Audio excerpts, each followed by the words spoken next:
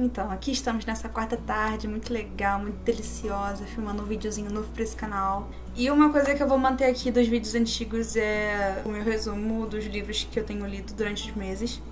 E como eu fiquei esse tempo todo sem gravar vídeo nenhum, eu decidi trazer aqui pra vocês o que eu andei lendo nesse tempo que eu não estava gravando vídeos. Então eu vou tentar ser muito breve, porque eu li um total de 7 livros nesse tempo que passou. E no ano passado eu li um total de 8 livros o ano inteiro. E eu não tô falando de tamanho, mas de quantidade, então eu li bastante livros já, só esse ano. Uma das coisas que eu tenho a agradecer muito é a esse Kindle, que impulsionou bastante a minha leitura, então se você tá querendo ler um pouquinho mais, eu acho que isso aqui é uma aquisição muito boa que você pode fazer. Então vai lá, compra, depois você me agradece. Então eu vou começar a falar aqui de forma breve sobre os livros que eu andei lendo nesse tempo. Logo depois do Nosferatu do Joe Hill, o livro que eu li em seguida foi Battle Royale, que provavelmente é um livro que eu tenho desde 2011, 2012 ou 2013, não vou saber dizer.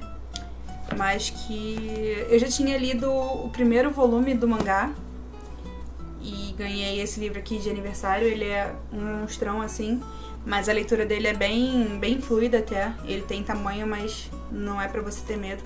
Depois que você começa a se acostumar com os nomes dos personagens que são em japonês, você consegue ir seguindo a história e tal.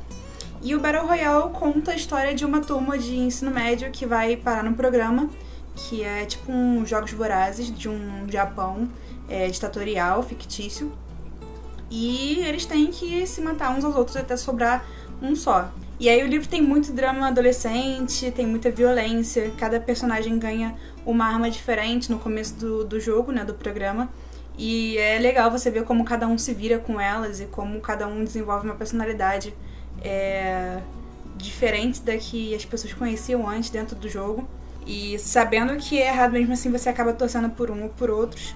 E aí só lendo realmente pra poder entender como funciona o jogo e o que vai acontecer.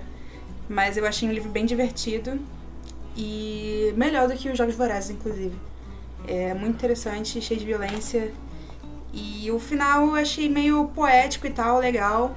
Mas é um livro que vale mais a pena pela trama, pela aventura em si, do que pelo final, eu acho. Logo depois do Battle Royale eu comecei a ler o Drácula, de Bram Stoker, que eu tinha comprado nesse box aqui da LPM Books.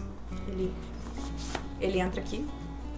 E eu tinha lido já todos esses livros aqui, menos o Drácula. O Drácula era tipo... Caraca, eu não tinha vontade nenhuma de ler.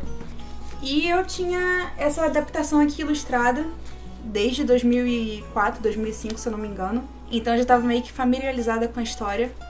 E eu gosto muito dos filmes e tal. Mas aí eu finalmente consegui parar pra ler. Na vibe de procurar e-books gratuitos na Amazon, eu encontrei a versão dele em inglês, o original em inglês.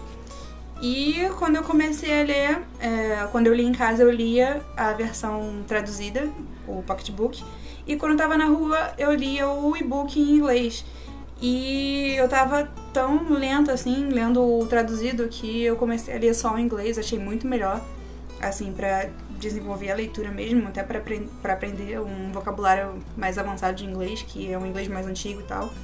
Mas achei a leitura muito mais fácil no de inglês.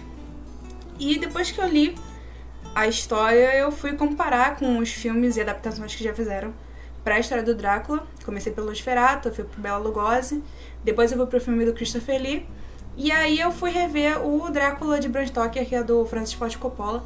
E esse último é realmente o mais fiel à história. Só que eu fiquei bem bolada porque eles deram uma romantizada muito sinistra no Drácula. O Drácula é um monstro que destruiu a vida da Lucy, destruiu a vida da Mina. A Mina, que por sinal é um exemplo de mulher. Que puta mulher, cara, muito foda. E, cara, no filme eles romantizaram o Drácula e deixaram a gente com peninha dele, porque ele perdeu o amorzinho da vida dele. Só que na verdade não tem amor, não tem esse negócio de alma gêmea, tá ligado? Não existe. Depois de um tempo de ter visto o filme do Christopher Lee e tal também, eu comecei a ouvir as músicas dele, do projeto dele de metal que ele tinha e tal. E na página dele do Spotify eu descobri que tem a narração dramática com a voz dele para o livro do Drácula. Então se você ainda vai chegar na leitura do Drácula e você quiser ter um apoio aí, ou se você realmente quiser ler de uma forma diferenciada, você pode também ouvir o audiobook do Christopher Lee, que é muito irado, a voz dele é muito grave, né? O Battle Royale eu terminei de ler dia 25 de dezembro, aí logo depois eu comecei o Drácula, e terminei o Drácula em janeiro, dia 11 de janeiro. E aí logo depois eu tomei vergonha na minha cara e comecei a ler o Harry Potter e a Criança Amaldiçoada, que é o roteiro da peça, que estreou lá na Inglaterra. E eu lembro que tinha muita gente criticando por ele ser um roteiro e não um livro em si.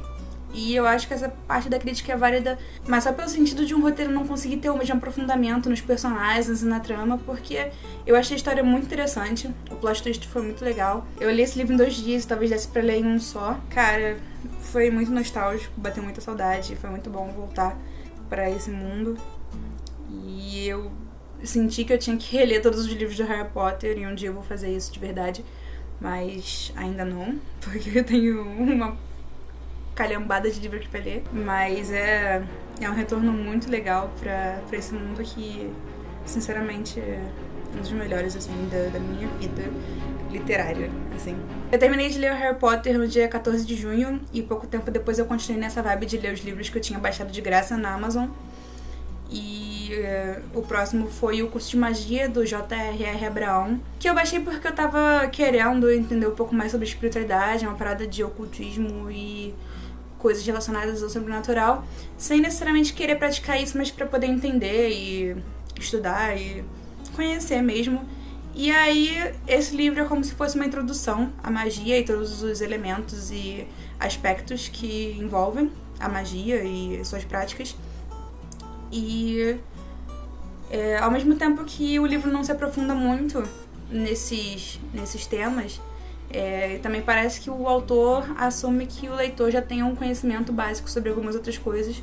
Então eu fiquei boiando em relação a certas coisas, mas é um livro que dá muitas referências para você que quer buscar entender melhor e se aprofundar no assunto, e que dá algumas dicas para certas práticas e chama atenção para o perigo de alguma delas. Então é bom você ficar atento a esses perigos para não sair fazendo merda aí, se você realmente quiser aprender sobre isso para praticar. Eu terminei de ler o curso de magia no dia 22 de janeiro e depois eu comecei a ler Entre Nós e Paredes, que é da minha amiga Tati Machado. E eu não sei qual foi o último romance que eu li antes desse. Eu nem sei se eu já li algum outro romance antes desse, mas a gente, na época do TCC, tava se trocando os TCCs e tal, e o tema dela era Ticlite, e esse é um Ticlite que ela mesma escreveu, e, assim, é muito bom se você curte romance, se você gosta de uma parada com romance proibido e tal, e eu tava muito curiosa pra conhecer a história dela, e realmente conheci, achei muito fofo, ela escreve muito bem.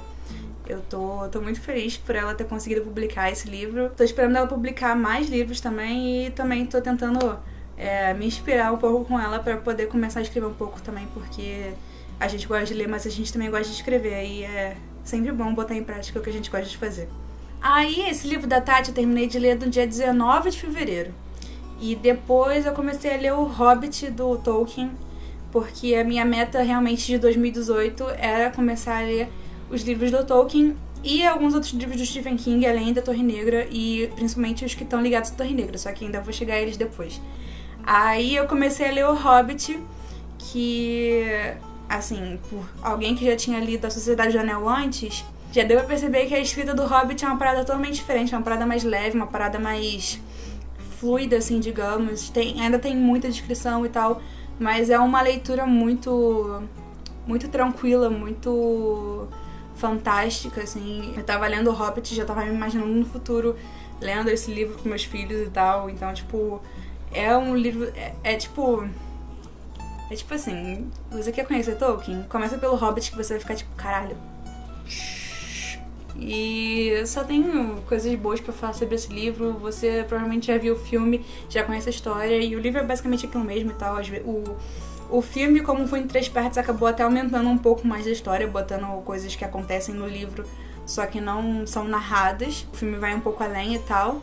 E, cara, o Bilbo é um puta hobbit. Comparado ao Frodo, ele é muito, muito mais interessante, muito mais legal. Então, se você gosta de Senhor dos Anéis, o Hobbit é muito melhor em quesitos de paixão, assim. Eu terminei de ler em março, dia 2 de março, e aí nesse meio aí eu também comecei a ler os contos do Lovecraft, porque eu tava vendo esses livros em promoção na Amazon, os e-books e tal, e a obra completa do Lovecraft tava tipo R$5,90, quase R$6 o e-book, em inglês. E aí eu falei, cara, vou comprar, tá muito barato e tal. E eu comecei a ler também em março. E eu li até agora 4 contos, que foram Nameless City, The Festival, Color Out of Space. E esse último foi o Call of Cthulhu, que foi o que eu gostei mais dos 4 até agora. Mas, assim, o Lovecraft é uma leitura meio difícil. E o livro, como é em contos, ele é separado em contos, não prende tanto assim. Então dá pra ler um agora, um depois, e ler um livro entre eles e tal. E as histórias são meio que independentes, algumas com ligações entre si e tal. Mas eu gosto muito do Lovecraft, do horror cósmico dele. E é um tipo de medo mais antigo, assim, que eu acho que foi resgatado de forma muito forte agora. A Dark Side tá com vários livros sobre Lovecraft, tem muita coisa sendo produzida, tem RPG, tem uma porrada de coisa, e o Lovecraft tá voltando muito forte agora. E aí eu tô tendo esse retorno também pra ele, porque eu tinha lido essa tumba, e agora eu tô me aprofundando um pouco mais, lendo a obra completa dele. E nesse livro eu acho que elas estão publicadas de acordo com a cronologia, né, de publicações delas no passado. E eu tô gostando bastante e ainda vou voltar pra ela várias vezes ainda esse ano. Não vou terminar tão cedo, mas muito bom.